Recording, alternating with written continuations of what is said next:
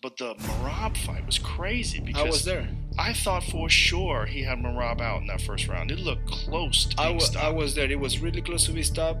But I was with a friend. I was like, look, if Merab get a hold of his leg and just hug him, yeah, he quit in the next round. Merab, you want to talk about immigrant mentality? That motherfucker's got it too. Yeah, and he's got it. I'm gonna tell you one thing: guys like that, guys like Peter Yan, guys like Sanhagen, make me wake up every morning thinking I got a shit to be done. Because if you sleep, if you're thinking like you're fine, those motherfuckers are gonna give you a nightmare. I'm gonna kick your ass. Just keeping it 100% a buck. Like, even for myself, I'm not the best striker, just stand up striking alone.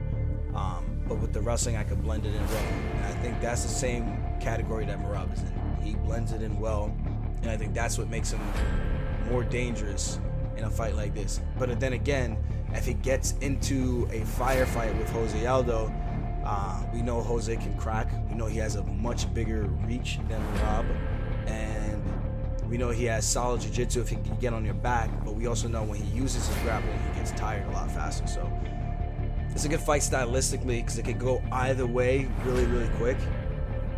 5 rounds would have definitely benefited Merab. 5 rounds with Merab with anybody, I'll take that all day long. I feel like that's just free money. As long as he goes out there not too crazy in the first round, but still putting on a pace, walking you down, that type of thing. A lot of feints up and down, takedown entries, and coming back, striking off the break, and then back in on the takedown. So that's what makes him dangerous. And I think a fight like this with Aldo, he just has, like he said in his interview, man, he just has to do his best and be as focused as he can be. And I think, and I don't know if I'm gonna be the best sparring partner for him. Maybe for rounds of like back control for him to get out, that would be good. But I think for sparring, unless I am told we spar, like I would have to constantly think about this. If I do go for a takedown and I do get a takedown, I kind of gotta just like let him work up or not stay on the ground too long. So this way he's getting stand-up work, because that's at the end of the day, the fight starts on the feet. Right. Where's Jose Aldo most dangerous? On the feet, you know. Right. But for Aldo, it makes absolute sense.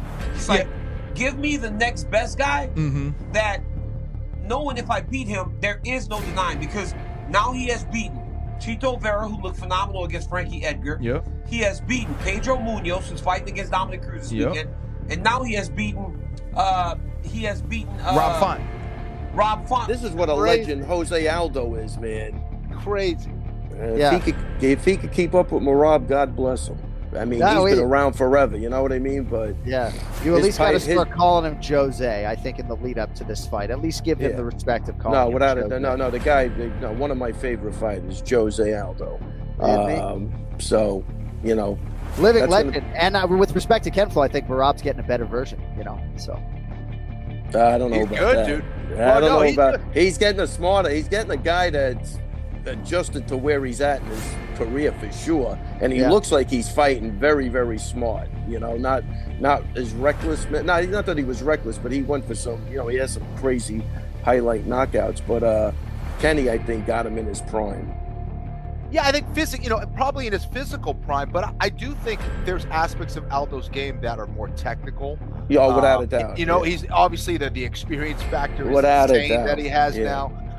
But yeah, I think physically, and that's why I think this is such a fascinating fight, because Merab is in his absolute physical peak, and where we've seen Jose Aldo fail or struggle is when you're in his face and you make him keep his foot on the gas pedal for each and every round, and that's when guys start to pull away in round 4 and round 5. And Merab, obviously, as we know, has that gas tank where he can go forever. Now, this is going to be a 3-rounder, right?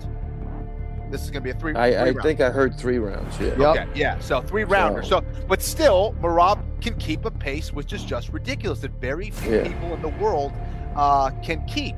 And again, that's where you can tire out someone like a Jose Aldo and then get him late in the fight. So I'm fascinated with the fight. I think it's an awesome fight. Yeah, great fight for Merab too. And you know, it's funny because Kenny, you know that there's a lot of guys that go for a takedown.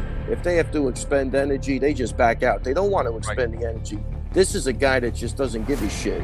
He'll do it 20 times in a row. So it's not like let's try to wear him out and no, that's not happening. So very exciting.